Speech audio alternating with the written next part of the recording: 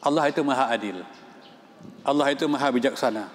Jadi Allah tidak sembarangan memberikan musibah bencana kepada orang-orang yang taat.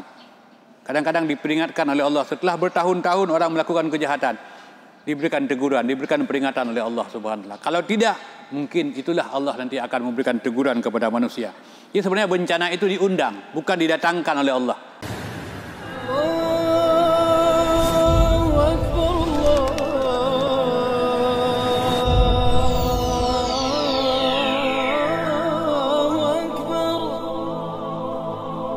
Assalamualaikum warahmatullahi wabarakatuh.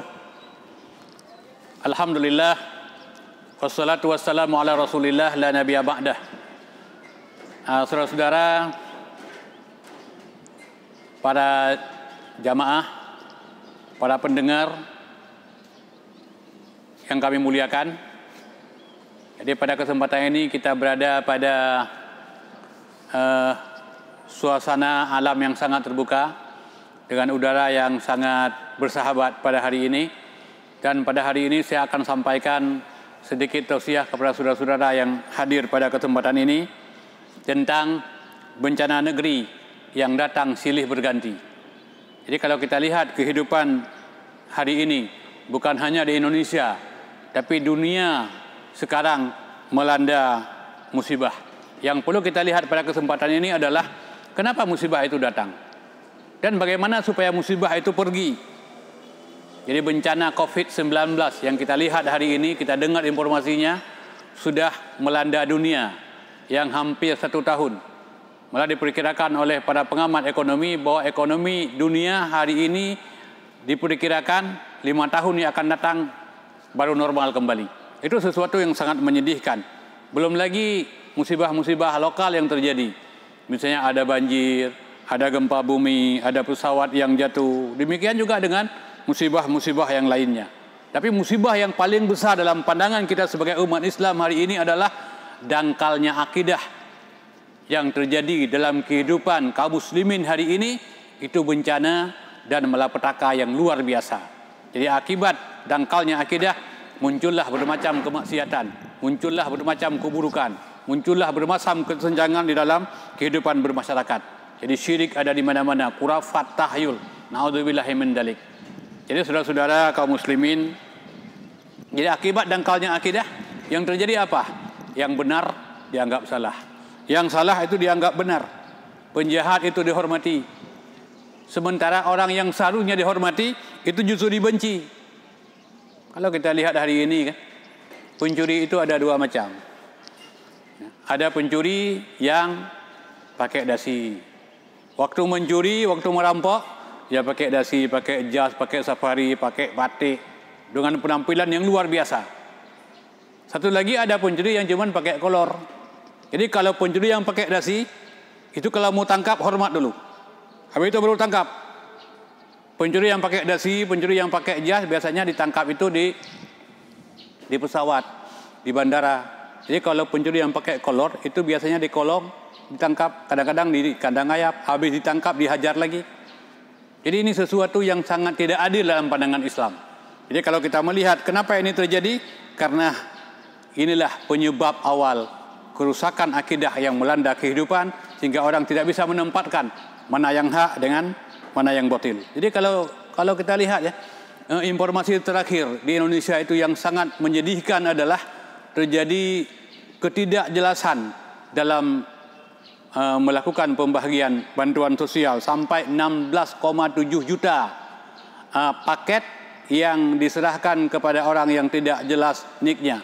Itu menurut informasi dari Pak Beni. Jadi saudara-saudara, ini kan sesuatu malapetaka. Ini suatu musibah. Kalau ini tidak dituntaskan, akan muncul musibah selanjutnya dalam kehidupan kita sebagai umat muslim. Jadi kenapa musibah itu terjadi? Bagaimana supaya musibah itu hilang di tengah kehidupan?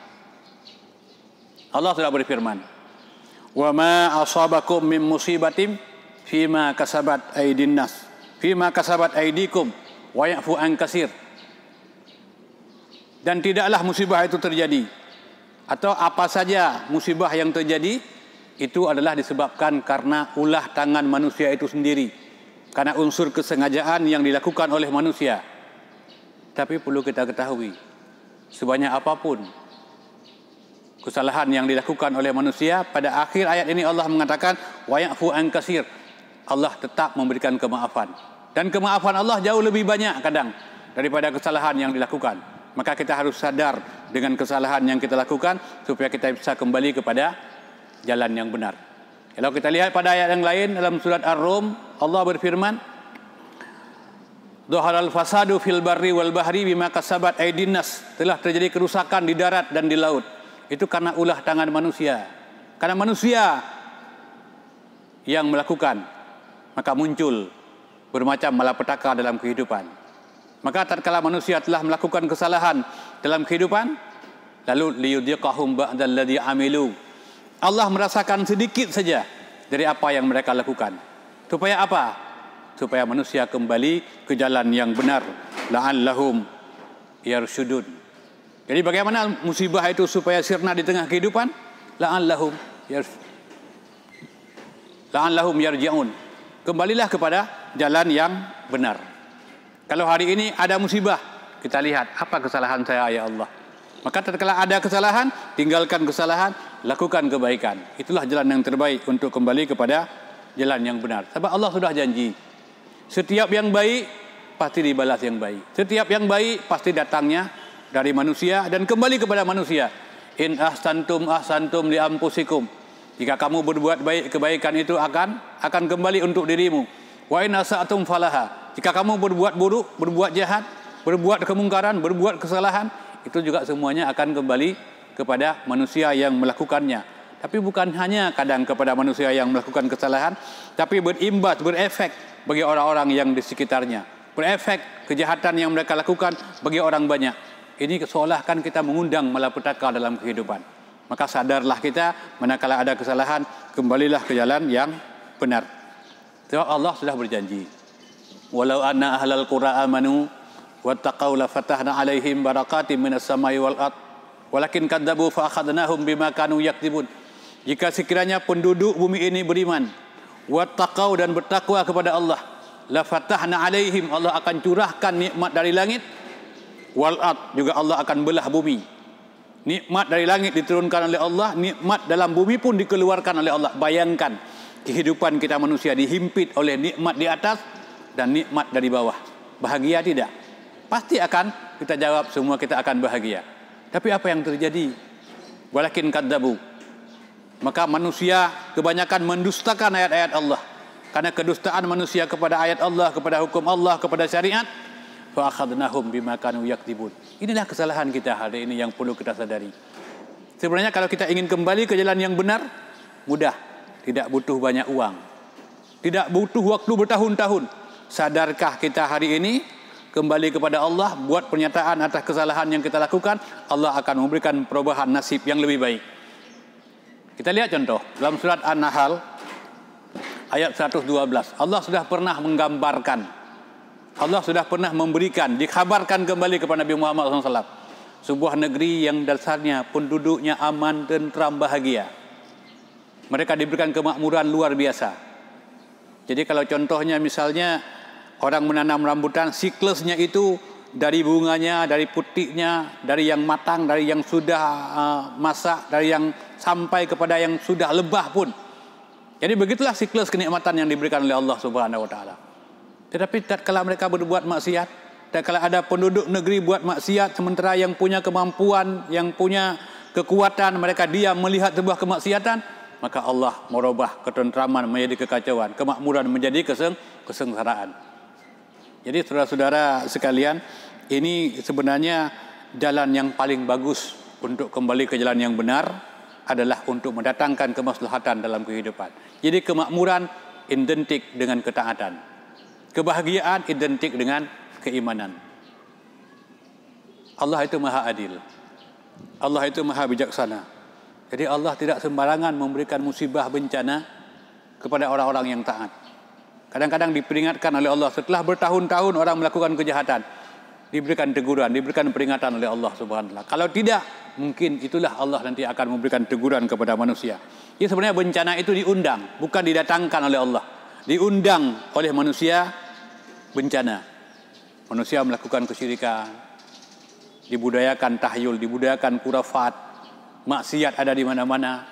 Yang punya kekuatan, yang punya kemampuan diam pada saat melihat sebuah kemaksiatan. Jadi dalam kondisi yang seperti itu, orang yang mampu diam itu lebih berbahaya, lebih celaka, lebih dibenci oleh Allah Subhanahu wa taala daripada orang yang berbuat kemaksiatan itu sendiri. Jadi solusinya mudah. La'allahum yarji'un, kembali ke jalan yang benar. Buka ajaran, buka syariat, buka agama, telaah kembali Al-Quran, telaah kembali hadis, insya-Allah kita akan senantiasa diberikan kebahagiaan oleh Allah Subhanahu wa taala. Jadi kita taubat kepada Allah, kita sadar dengan segala macam musibah, kita sadar dengan agama bukan pada saat musibah. Kadang-kadang pada saat musibah orang semua berteriak, orang semua berzikir, ya Allah, ya Rabbi, ya Tuhanku, apa salahku ya Allah. Sekarang pada saat sebelum diberikan musibah oleh Allah, sadarilah, benarkah sudah kita beragama hari ini? Jadi mudah-mudahan senantiasa diberikan jalan keluar, diberikan jalan yang terbaik oleh Allah Subhanahu wa taala. Jadi marilah kita ingat Allah pada saat kita senang, nanti pada saat kita susah Allah akan ingat kepada kita. Jadi mudah-mudahan ada manfaat, lebih kurang mohon maaf. Assalamualaikum warahmatullahi wabarakatuh.